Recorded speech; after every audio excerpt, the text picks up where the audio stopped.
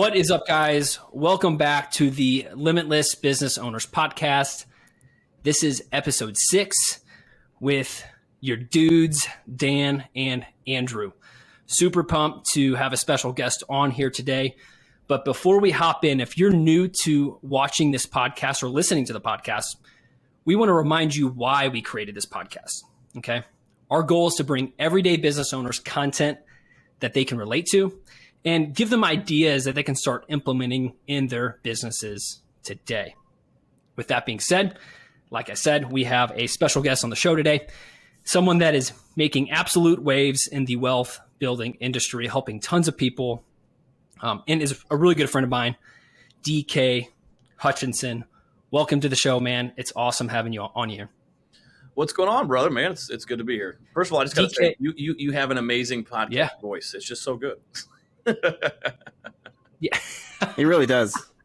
I think differently. You know, it's like one of those things that you're like, man, do I have a girly voice? Oh, is it? Yeah, no, but, that's me.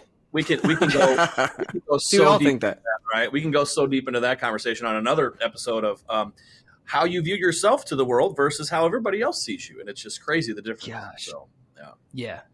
Yep. Well, you know, that's going to help me moving forward because I'm like, DK told me that I had a good podcast voice. So sometimes, you know, this is just a little treat before we hop into the, it's smooth. I love it. No, it's like sometimes, you know, it's not how we view ourselves. It's how other people's view of us shapes, you know, us as well. So I do appreciate that a ton. DK is one of the most sought after wealth building strategists for business owners. I mean, really, you help a ton of business owners really move their money in the right spots. You know you and I have had conversations about it. You do some stuff with me and guys, people so much bigger than me too. So it's amazing having you on my side. You're an ex-vet, you know, and just all around good guy. So I'm super excited to have him on the show today. He's going to be a true blessing to everyone that listens to this podcast. You guys need to strap in. You guys need to take your notepads out because DK always brings the fire for sure. And today we're going to talk to him about vision and purpose. It's one of the things that when I think about DK, it's like he has this unreal vision and deep sense of purpose that fuels him every single day. So I'm really, really excited for you guys to hear his story. And we're going to dive into some vision building tactics and things like that so you guys can understand, hey, why is vision so important for my business and for my employees? So DK, the floor is yours. Tell us your story from the very beginning, wherever you want to start, to today and how you're building the legacy company. Yeah, man. Well, first of all, I appreciate it.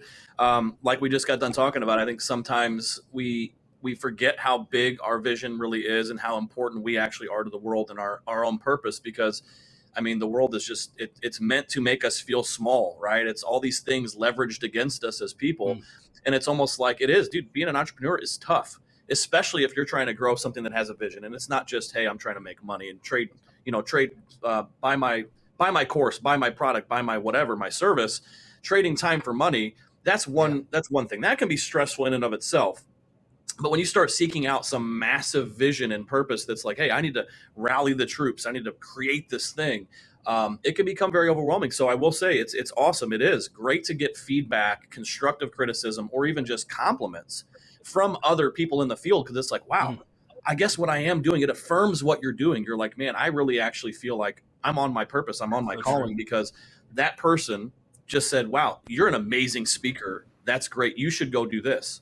Ultimately, some of my best confidence builders came from outside myself. Now, you're supposed to be your own advocate, your own cheerleader, and you know, all that. But I don't necessarily agree with the narrative that it's like, hey, you're self-made. No, dude, sometimes God puts people in your path and has people say certain things to you because it actually is part of building you, right? So I wouldn't be where I'm at today without the help of other people's mentors, guys like you, my girlfriend, like people that are like, no, you got this, you can do this, because they genuinely see who you are and what you're building. And sometimes I call that a little nudge from God, right? Like we need those reassurances because it's human condition to be insecure sometimes, right? So anyways, with that said, Yeah, business owner here, going on 12 years now. I served our military from 2006 to 2012. Got out, actually started my business, got started in life and health insurance way back when, as I was working at S2 for Andy Frisella back when it was like nothing, right? Was doing that part-time personal trainer, right? And I was in school. So I was like, I'm 5 different people. Who am I? What do I do? And I didn't have a clear vision at that point. I was just like, I know I need to do something in business because I got out of the military and I was like, I don't know what to do here. It's a very weird thing when you go from being told what to do all the time to then, oh, now you have free reign to do whatever you want. It's almost like a feeling of being lost in the woods, right? So ultimately, I just started learning from other guys in the field, met a couple guys that were very money hungry, but not purpose driven. And I learned what to do and what not to do. Okay. I won't dive into that, but you learn real quick what's fraudulent in the financial world. And you're like, whoa, that's probably not for me. I'm going to go over here. Right. Worked for Wells Fargo, Prudential, all the big box firms. Again, learned a lot of really good tactical things and how those big companies did finances, but I also saw the problems, right? I also saw the lack of education, right? A lot of what happens in the financial industry today is, hey, I'm not going to really explain to you what we're doing, but just give me your money and trust me, and I'll go put it over here, and we'll just hope for the best. I very quickly was like, dude, that seems scammy, right? Even at a large level, Wall Street, that's a whole podcast in and of itself. So, I kind of got my feet wet. Absolutely, it is. Yeah, it goes deep, man. Trust me. And then we could talk about the IRS and the government, the Corporation of America. So, but yeah, back to my story. I mean, it's really, military, started a business, got out of the military, worked my way up, I would say, not even the corporate ladder, but just making more money and learning more things and growing more assets, started investing. And it got to the point where, to be truthful, I never really wanted to grow some big mission, big company. I was like, hey, I'm content. I'm making money working with these higher end clients. We do some private, wealth building stuff. I had different partnerships, which I still have today. But all of a sudden, this thing started presenting itself over and over and over again. Trust me when I say, like, I can work with an NFL player or a corporation owner or a big time, like just some kind of big time wealthy business owner, right? And help them with their assets, protection strategies, trust, whatever. But oddly enough, I actually got more satisfaction working with the average everyday American who's like, hey, I got a small business. I run a bakery, or, we have a farm or whatever. Helping people in that sector actually set me on fire more, because I started realizing, dude, this stuff that we're implementing for these wealthy people, the reason they're wealthy is because they know this stuff. The average middle-class citizen who's just trying to get out of debt, grow a business, maybe grow a little bit of wealth. They don't want $30 million, but they would like to get to a point where they can have some sort of enjoyable retirement in life. All these light bulbs started going off for me. It was like, dude, I looked at all the systems in place, right? The 401k program, taxation, retirement planning in general, inflation, the nature of, dude, every system out there, healthcare, right? All these systems that are in place. And I started looking at, well, what have we looked at patterns in humanity, and more specifically the United States? The patterns that we are taught and ingrained how to think and what to think, anything from our education system, how to treat medicine, how to handle your finances, how to not talk about emotional vulnerability and problems in families, right? Family dynamics, that's a big one. I started just sitting back and looking at the whole thing like an alien from outer space going, dude, this system is rigged against everybody who is not in the little circle of the elite. And I was like, holy cow. And that was it. That was the moment that I was like, it was probably around 2015 that I really got passionate about like helping just people, right? So that's kind of my story. I came from military, I did not grow up with money, right? Mom was a stay-at-home artist, amazing artist. Dad is a musician part-time and then full-time postal worker. So I didn't come from like, hey, here's your trust fund and here's how to manage all these assets. Here's how to go get real estate. I didn't know any of that, right? So present day, like linking up with, and for anybody listening, I'll tell you this, no matter where you're at on your entrepreneurship journey, the best thing you can ever do is find and look at people that are doing big things and figure out whatever way you can to get involved and learn. I don't care if that is buying their course. I don't care if that is going to a mastermind and spending money that you're like, oh, this is a lot of money for how much I have in the bank. Go learn, because then it's going to give you ideas of what you're passionate about and how to get involved in the entrepreneurship space. So, present day, we handle everything from trusts and financial strategies and cash flow strategies. And, it kind of goes deeper and deeper. But at the end of the day, I just look at myself as like a quarterback, as a coach, as a guide. Hey, if you need these people or this setup, we can help here. But now we're transitioning to really talking about financial literacy for the, I'd say middle to upper middle class, who is like, hey, we've got assets, we have income, but we're really not sure how to take the next step. So ultimately that's where we're at. So. Yeah. And that's just stuff we're just really never taught. Yep. Honestly. Yeah. Nowhere through our high school journey, college, they teach us, a lot of the strategies. I learned from DK. I didn't know about some of the stuff, and we ended up going to the same church together, and I got in a conversation with him, and he changed my perspective, and you can kind of hear as DK's talking, you can kind of hear his vision and his purpose just leak out. It's just like it's there. He connects with it probably daily. I would say that probably a couple times a day you think about, hey, what my purpose is. And that fuels where you're going. Right. That fuels your actions. That fuels, the decisions you make, where you place your time, so on and so forth. Everything is like, okay, how do I connect deeper with this and make this come to life? Actually, I want to say something on that. I think it's amazing. And sorry, just a caveat off that. It is 100% so easy, especially as a new entrepreneur, to get so focused in on the non-purpose things, right? Like you get overwhelmed with all the nuances of the business and money and this and marketing and blah, and you forget. You put your head down, and you always hear that phrase, right? Put your head down and focus. Sometimes though, you become so overwhelmed with all the action items that you forget why you're doing it in the first place. And it is so important to stop, pause, and remember that. So I just wanted to add that in. So. Absolutely. And that's just connecting with your why, that's like, why am I doing this?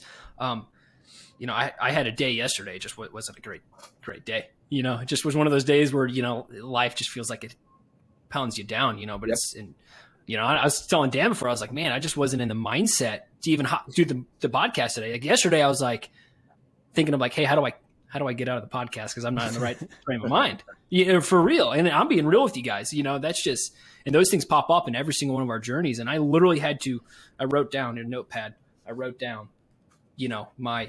why am I doing this? Right. And it fueled me. I was like, boom, we're back in it. Perspective change, so, so important. I got a question for you, DK. So whenever you were in the military, you said you had the purpose there. Where do you think it developed? Was it while you were in the military, or was it before? Or because a lot of people struggle with finding it. Yeah, that's actually a really good question. It wasn't like a singular moment for me. It was the realization of little micro moments that over time I started taking all those in and realizing, and I'll give you one specifically here in a second. I started realizing like, oh, this is God speaking to me through these moments, right? So just to have clarity, now there's going to be a lot of people that will be like Air Force jokes, right? So I joined the Air Force, did security forces. I wanted to cross-train at TAC P, right? Tactical Air Control Party. Those guys are awesome. You're calling in airstrikes, right? Dropping bombs, right? So that's what I ultimately wanted to do. And to segue into that, I joined every training that I could. So, they got hand-to-hand combat stuff. They have a sharpshooter school actually in the Air Force where you learn and you go train with the Army Bravo 4 guys, right? Snipers. Yeah. So I went and got all that training. Like as an Air Force guy, I would say I have more training than some Marines because I just chose to go to all those schools. In one of those trainings though, right, I started realizing like I was allowing myself to be programmed. I had a faith at that time, but I wasn't actively going to church. I became this guy that was like, I want to become a killer. I just want to blow somebody's head off. I just want to snipe a terrorist at a mile, right? That became my identity. And all of a sudden, I started to feel this overwhelming, like almost like a darkness where I was like, dude, is that going to be my legacy? Is that going to be like, okay, let's say I train at TAC P and I just start killing people. Now, listen, I'm not going to get into the whole, entire scope of the industrial government, financial military machine. Wars that probably shouldn't be happening, right? Because I can go down a rabbit hole too. But however, I allowed myself to become like, I'm going to become a trained weapon to eradicate bad people. And there was like this moment, a micro moment where God spoke to me and it was like, actually, what would it look like if I became a trained weapon to the rest of the world to fight for good, and let the guys that are Navy SEALs and all those guys that are already doing it go. They can eradicate evil. Because for me, I just don't feel like I was built. I have the skills, right? I still keep up with my shooting skills and all that stuff. But listen, it became very, very, very like a potent thought to me. Like, this isn't my path. And that's what started. I was like, I'm getting out of the military. I am not re-signing or cross-training or going to become some guy that's just going to be like war-torn. Because I also looked at all those guys, none of them had great families. And if they did, they're constantly away from their wives and their kids. And I was like, I don't want that. Right. So that was my first micro moment, Dan, was, hey, I don't want to become a force to eradicate evil. I want to become a force to grow good. And that was my first shift. Good. Yeah. Yeah. That's good. Yeah, I mean, there's so many times when I could think of like just things that you're saying, those micro moments. And I think it comes down to, is the person just a little bit open-minded, like you said, being programmed a little bit, where they can go and either experience it and allow themselves to say like, nope, this route is not for me. Right. Let's try this route. Yep. And ultimately, that's all it is, man. Just trying different stuff. You got to start somewhere. You got to start trying things to see what you like and don't like. Yep. I think that's where people get caught up a lot. You know, they want it the first. I mean, we all want to hit it the first time, right? But you know, even when we look at your evolution, DK, like you said, it wasn't until like 2015, 2016 that you're like, I figured it out. Like I figured it out completely for myself and what my purpose was. Like you put in the time of kind of fighting for that, like searching for it. Like you said, trying new things, going to different trainings, doing this intake.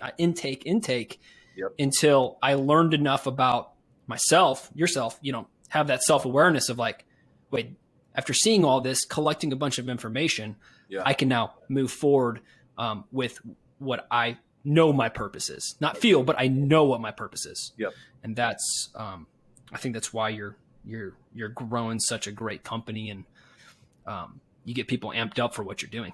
I mean, anyone listening to this podcast is going to be amped up for what you're doing.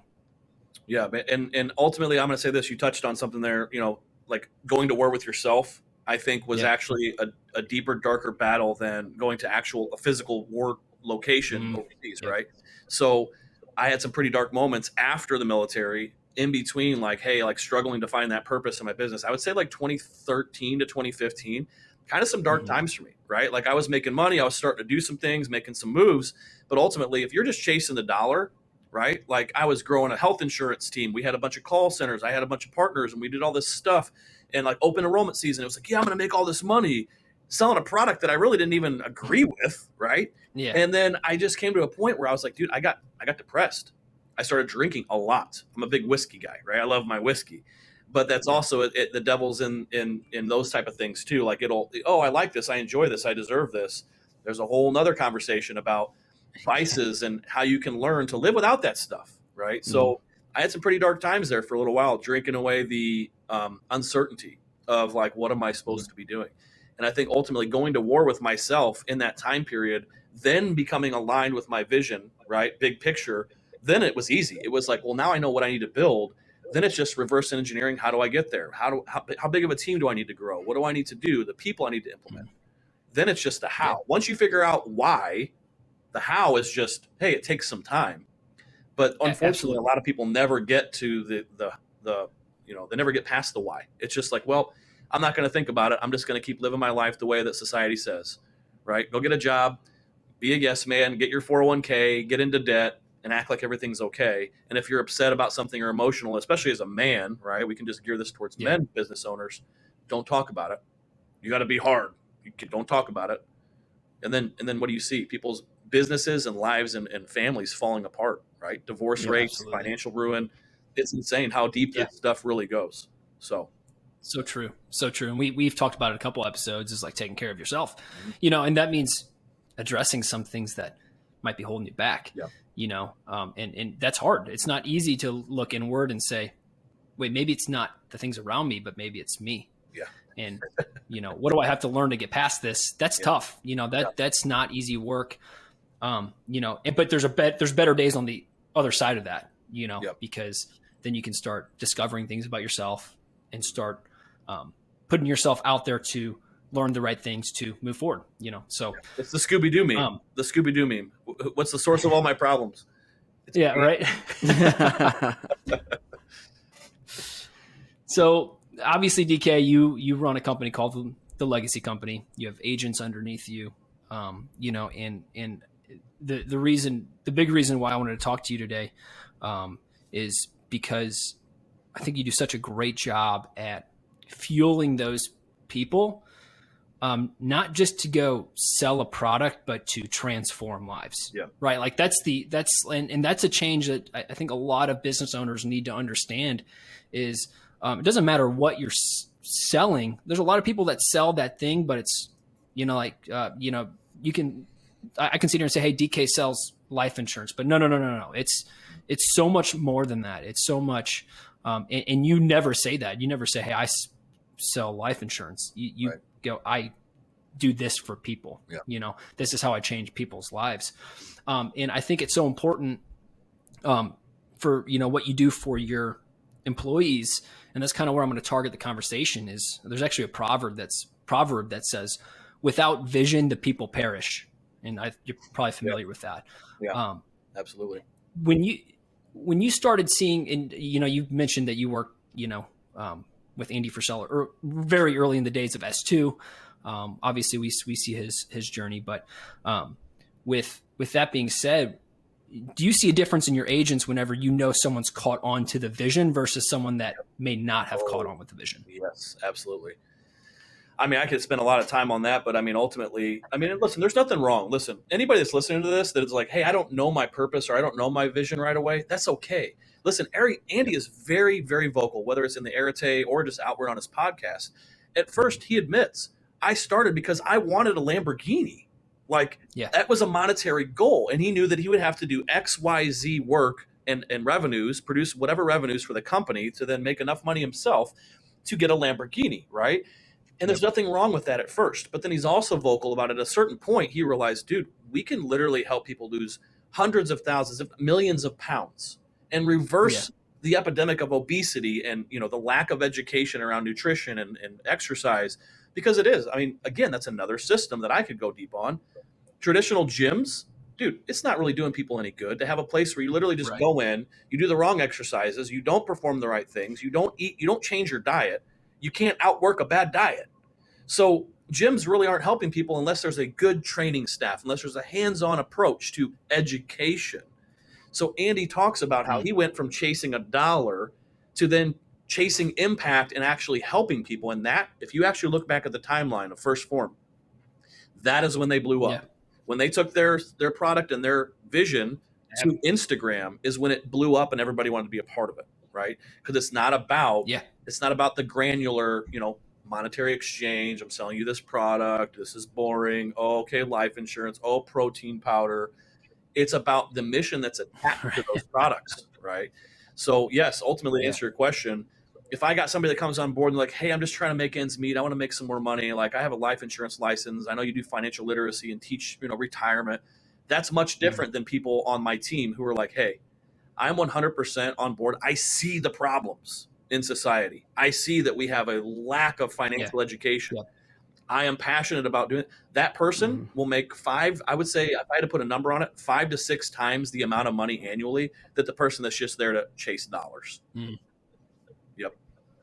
And I would bet those people stick around through, if there's hard times, those people are there with it because they're connected to that bigger vision, and they kind of adopt that purpose for themselves. Like it's like osmosis, it's like, it's contagious. Yeah. Well, and unfortunately you get a lot of people that plus to people under them. Yes. Yeah.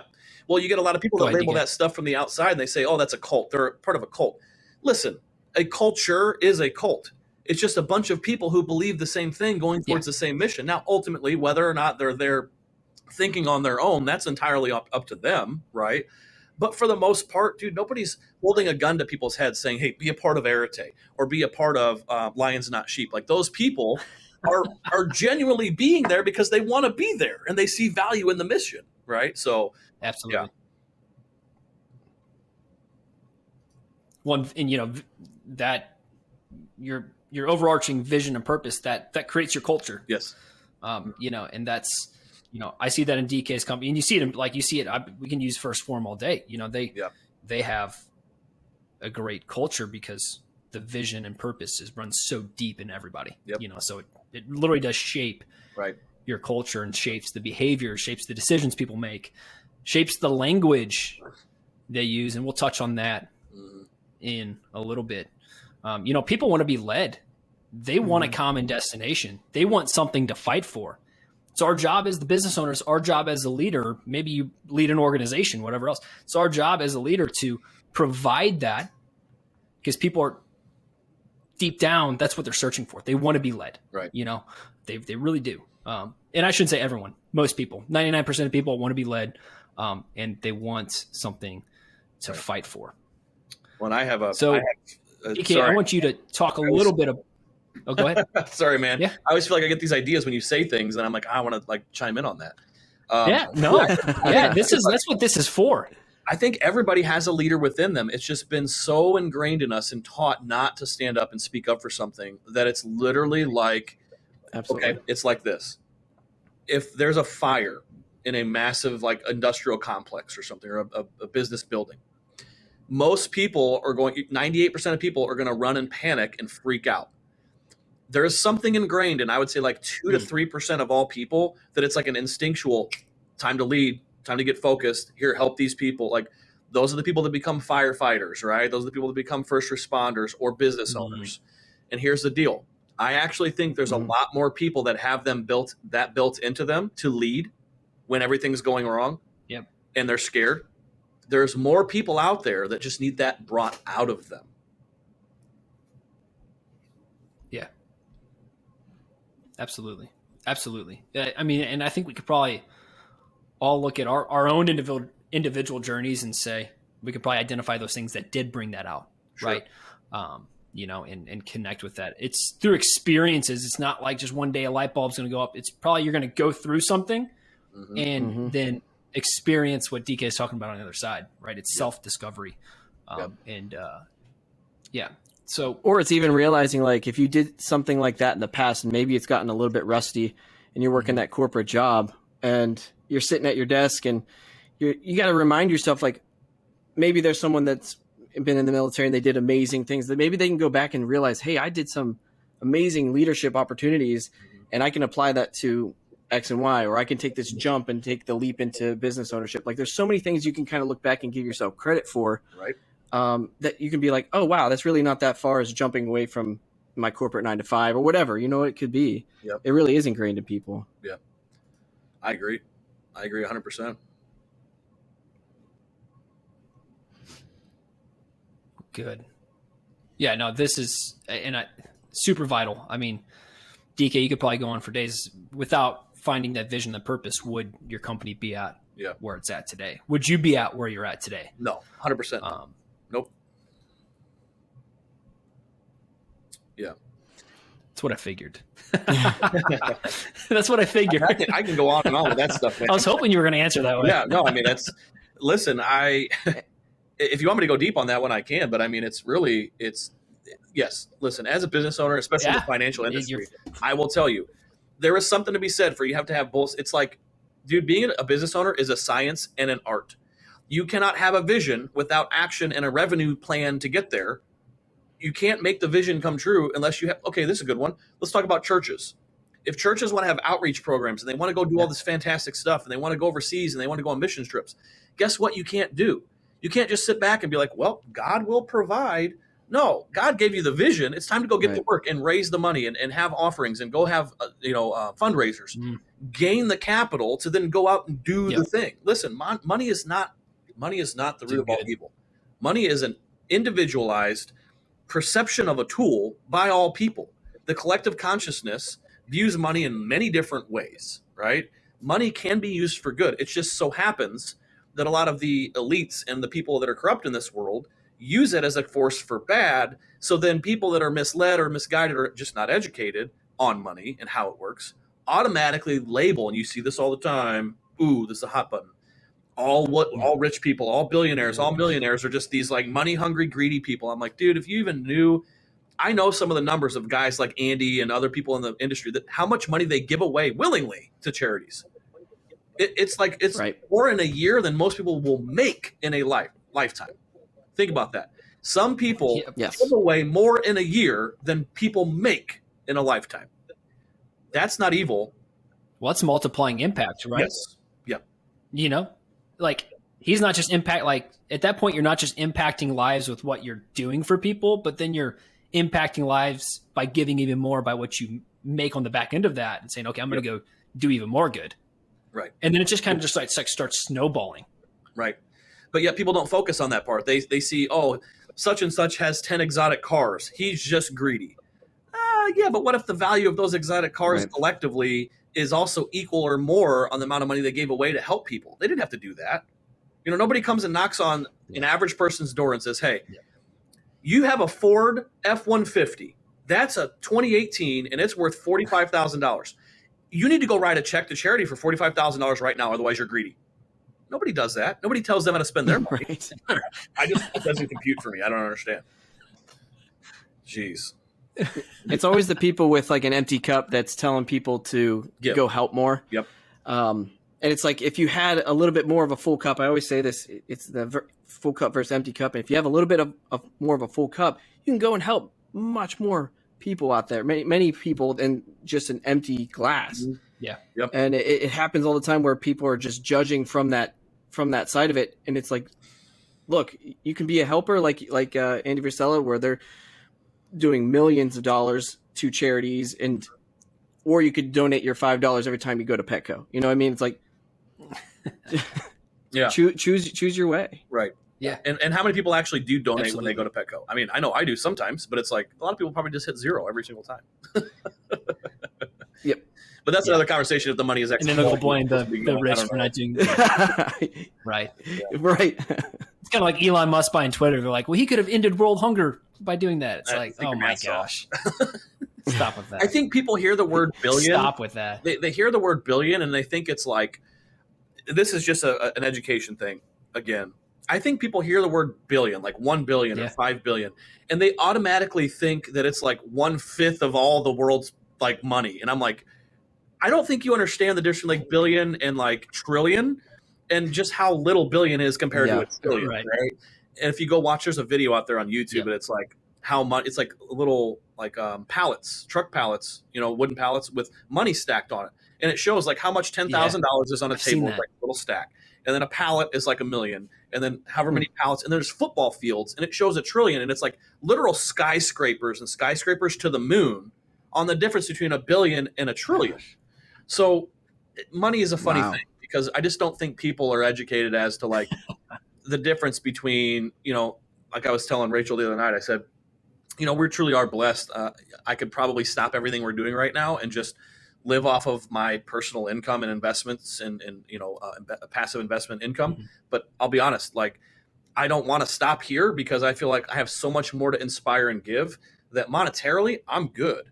But it's so crazy to think like the levels to the game, like making $10 million a year or having $10 million in passive, that's still, you're a little fish. You're tiny compared to what some people are making an impact. Yeah. He talks about that all the time. We keep bringing him up, but he's just a great guidepost for like an average guy that created something big who also is not going to stop anytime soon.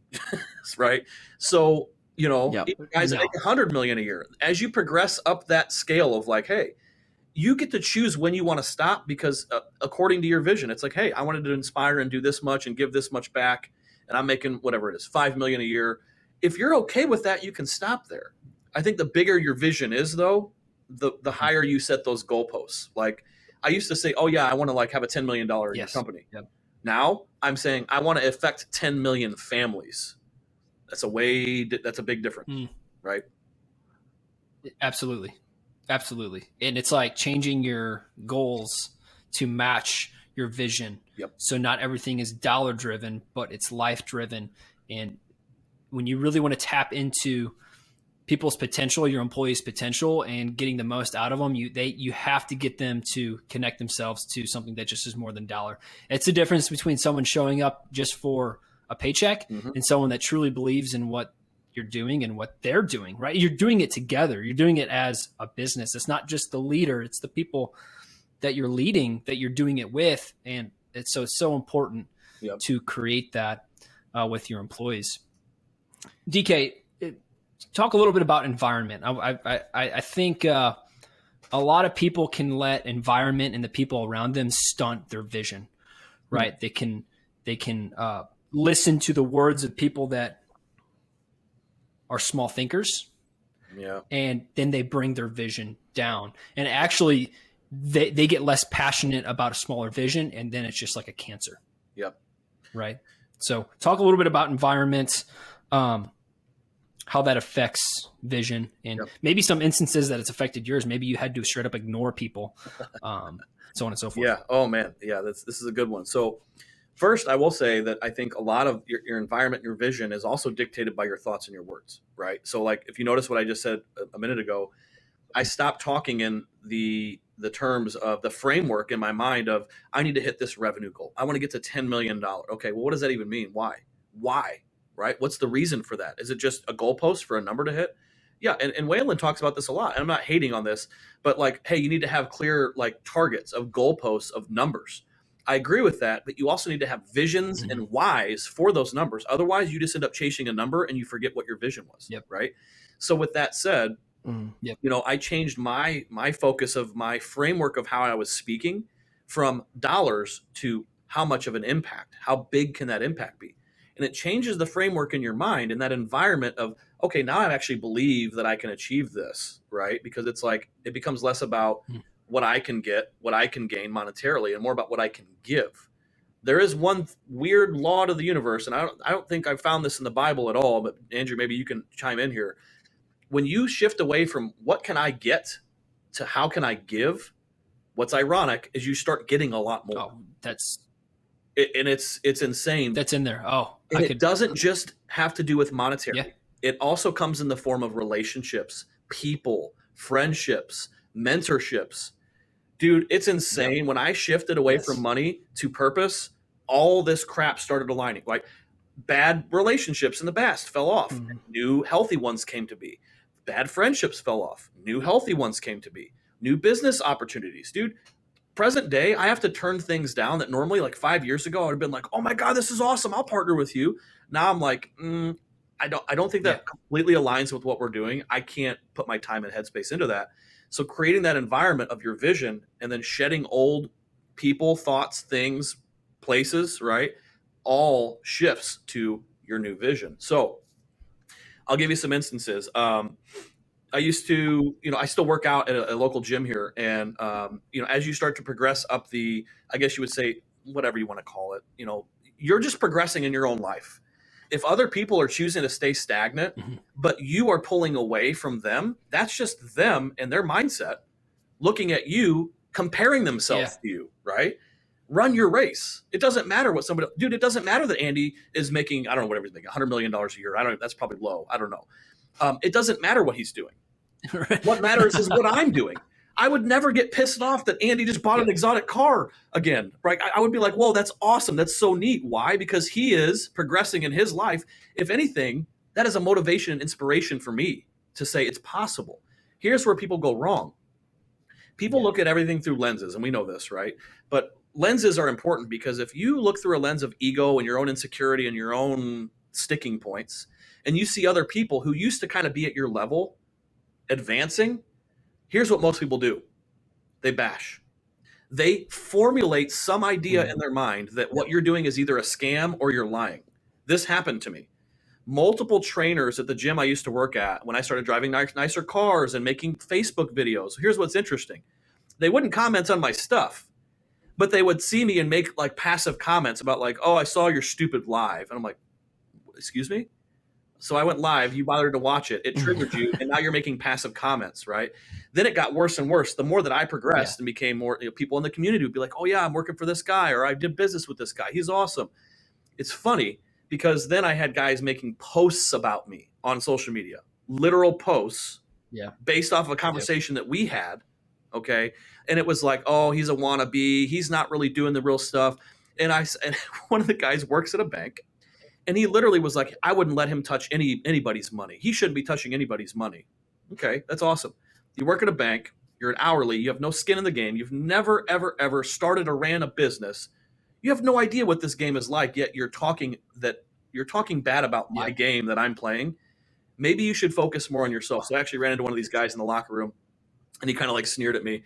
And I literally just looked him dead in the eyes and I said, bro, if I were you, I would be more focused on yourself and your marriage. A year later, his marriage fell. Wow. He's still miserable to this day. Yeah. It's interesting to me though, how like, as I progress, I care less and less about what other people say. I hear it, but I don't listen to it. Does that make sense? I hear it, but I don't listen to it. Mm-hmm. Yeah. So that small-minded scarcity, hey, I'm gonna try and project my insecurities onto you because you're doing big shit. Anything anymore, it just bounces off of me. It's like I've put on a suit of armor I have a bullshit suit of armor. The bullshit just hits it and falls off. So. Yeah. Yeah. That's so important for business owners to understand because, like DK said, as you progress, you create that separation and you are going to have people say stuff like, maybe it's a circle that you used to run in. A lot of maybe times it's people that were very much part of your lives before. Because those people, I mean, it hurts. I mean, it really does. And you know, but you kind of have to grow numb to it because, and that's why vision's so important. That's why you have to know why you were put on this earth. You have to understand, you know, do I please that person or do I chase my vision? Or do I chase my purpose? And sometimes you have to make some hard decisions to cut people out of your life or limit my time around certain people. Sometimes you have to address those things like, hey, you know, you need to not talk to me, you know, about that. Like, we're just not going to go there. You know, I want you to be in my life, but hey, we're not going to go down that road because I'm trying to make my impact here. So absolutely. I think it can come in different forms too, like not just your friends or your coworkers, but also your clients. Like if you live out your vision and you demonstrate it from the top down and everyone's doing it in that order, your clients and prospects are going to see it. And either, you know, whenever you're first starting, you might have the wrong types of clients on there and then they start to see themselves out and you're like, why am I getting all this churn? It actually might be good churn because you might be actually raising up your level because they're like, hey, you know, this is a little bit more of an expensive product or, you know, for mine, I have some guys that come and talk to women terribly and we don't stand for that. So it's like, if you talk to women like that, like I'm going to stand up for my employees and you're not a fit. The customer is not always right there. This is our vision. We're going to change the world for, you know, women in finance kind of thing. So like it goes everywhere. Clients, friends, coworkers.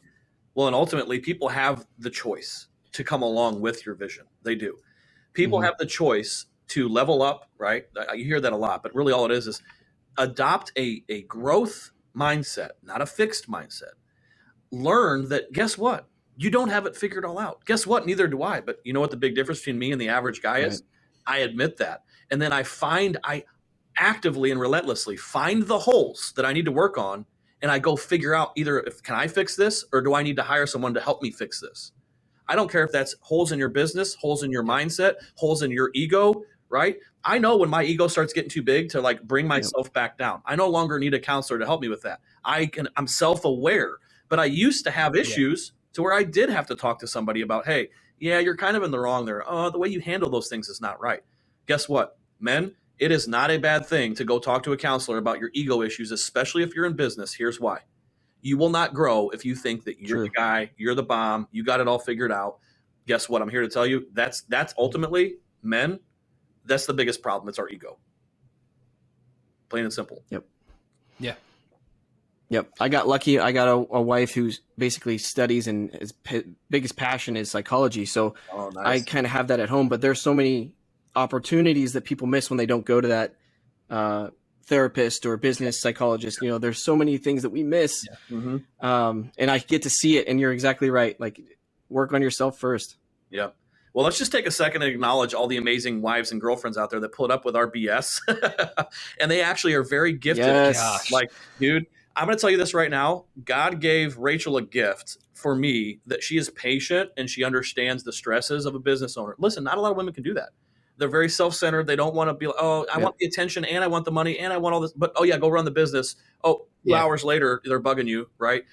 She has a gift of allowing me the space to build. And then when I do get overwhelmed or frustrated, she knows exactly how to like bring me back to normal. So let's just have a second of a round of applause for those women in our lives. So for sure. Right. Well, I think I was telling Jordan probably last week or 2 weeks ago, I was like, man, I'm so thankful for you because no one else would understand. Like, I truly believe like, they have to deal with just as much as we. They have to deal with us on our bad days. Yep. They have to deal with and then the things we drop on along the line. Yeah, yeah, right. Yeah, I mean, and it's not always it's not always sunshine and rainbows. Nope. I mean, there's some stuff you have to deal with. Right. And having a partner that understands that, hey, they might have to go take some extra time to go do something, or wait, maybe why are they moody today? Yeah.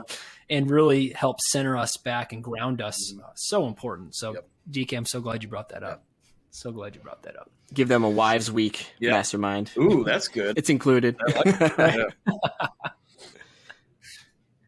So I want to touch on a couple of things here. We're getting close to wrapping up, but I think I have 5 or 6 things. DK and Dan, you guys can hop in whenever you guys want on this, but 5 or 6 things, 5 or 6 steps that if you don't really know or have a strong vision in your company, or even for yourself, I mean, it really starts with yourself. But if you don't have anything that you've communicated to your employees or customers and clients for even that, like that, your vision attracts those people just as much as the right employee. I have a couple different steps for you to think about. Number 1, it's connect with your purpose. You have to understand, you have to have some self-awareness. And we talked about this earlier. You have to have some sort of self-awareness of why was I put on this earth, right? And you have to connect with that. You have to think about that. DK mentioned that. You have to look at that. And I would say daily. I would say sometimes multiple times a day, depending on the day, because bad things pop up, tough things pop up, right? And if you don't have a strong inner purpose, you got to stop floating through life, right? You got to stop floating through your business. You will see your business get so much more momentum and traction if you connected and took some time for yourself to connect to that inner purpose. And like DK said, your purpose should not be about you. It should be about other people. And there is true power. It is biblical too. I'll send you the verse, DK. Yeah. When you do give to others, it's done back to you. It is given back to you. And that's not just monetarily. That's how we treat others. That's, how we talk to each other, how we talk about each other when someone isn't around, right? That thing. I knew that was in there somewhere. Okay. I knew I could ask you and you'd know. Right? Actually, every single good business and life principle, I guarantee there's a Bible verse on it. Yep. But second thing is you have to think big, right? The truth is people don't like small-minded, small things. They're not attracted to small things, okay?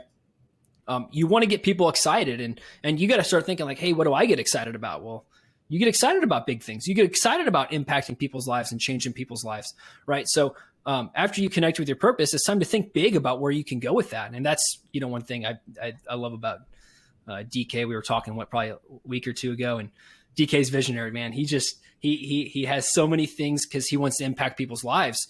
And I'm sitting back, I'm like, man, it challenged me. I'm like, am I thinking big enough?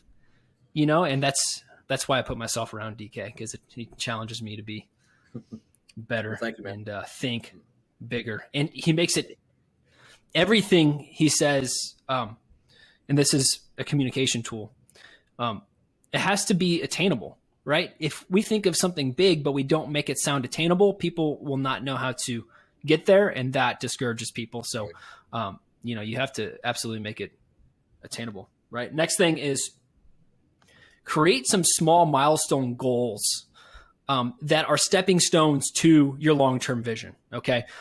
You're not going to go affect 10 million people tomorrow, but you can shoot where, if you're on the starting point, you can shoot, I'm going to affect 1 person tomorrow. And the next I'm going to affect 2, 3, create those small goals. And sometimes those are based around certain numbers, right? Of, like DK said, but you have to have the why behind the number. Yeah. And I think we lose, especially, when you start communicating to your employees of like, hey, we got to hit, $1 million this month in revenue. What does that mean? Okay, right. Make it, hey, we're going to hit $1 million in revenue because that means we get to do X, Y, Z with people. That means we helped 50 families. Right. That means we helped And they were able to do this. Like there's always the second, third consequences to it. Second, third order consequences is okay. If we're able to help 50 families, that means their kids' lives are changed and they think about money the right way. Sure. Using DK as an example. And then there's a reason why his company is called a legacy company because he's literally instilling legacy into families. So it's pretty awesome. Next thing is write your vision down, get it in some sort of statement, keep it in front of you. And it's okay to change it. It's okay to say, hey, maybe I'm not thinking big enough. Maybe, a year from now, it's my vision statement has same core concept, but maybe it's bigger, so you should never shrink it though. I'm a big fan of the vision board on that one. Yeah. Or core values. Yep. Core values, instilling core values, not into your business, but into a family. Like I would recommend that families with kids have core values for their family, how their family should operate. Yes, absolutely. It's funny because we went through that, probably a month or two ago in the Confident group, Dan. Nice. Talking about core values. So it's amazing, guys. The people that are at the top, DK, we had Anthony on last week. There's a reason why they're absolutely kicking ass in life. Success news, because it's so simple. They talk about these things. But, simple, not easy. After you write your vision down, what's that? I said simple, not easy. Right. That's the tough part. And we complicate it. Yep. People complicate stuff. After you write your vision down, you got to communicate it. You're right. You can't keep it to yourself.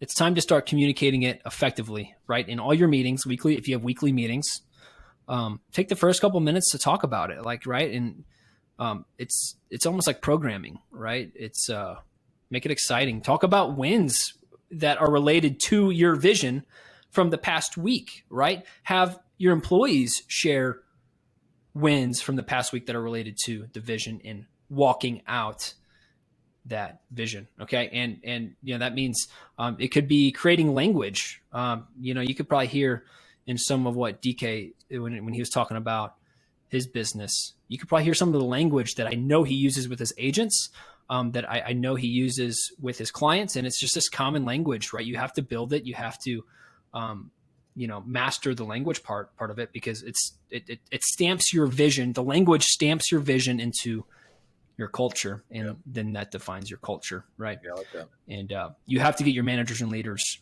inside your business. I should say they shouldn't be a manager or leader if they haven't adopted your vision, because those people are your culture keepers. Right. Like they I always say, like, culture is like the Mission Impossible, like the I guess crystal in the middle of the room that you're trying to protect, right? No one's going to come break your culture. No one's going to come take your vision. Yep. And then lastly, take action with your vision, right? Communicate it and then take action with it. Reward people based off walking out your vision, right? Have rewards in place for those people that make decisions, right? So when tough things come up and you have to make a tough decision, DK mentioned it. You have to look at it and say, hey, does this align? And if it's not, throw it to the side, even if it means a short-term win, right? Right. But you need to craft that long-term vision. Yep. So awesome. Dan, you want to ask DK our ending question that we ask all our guests, DK? I didn't prepare you for this one. Uh-oh. I usually do really under pressure. All right. I'd be happy to. Right.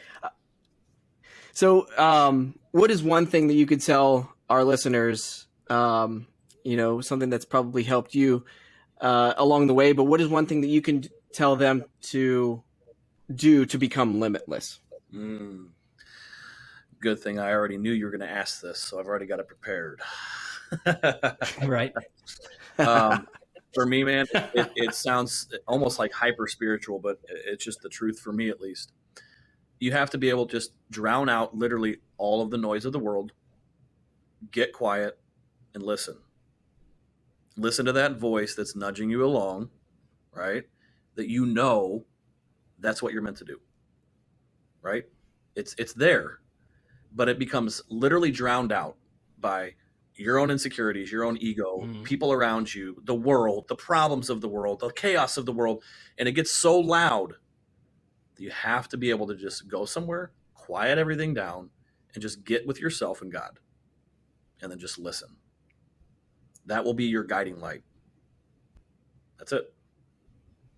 So good. So good.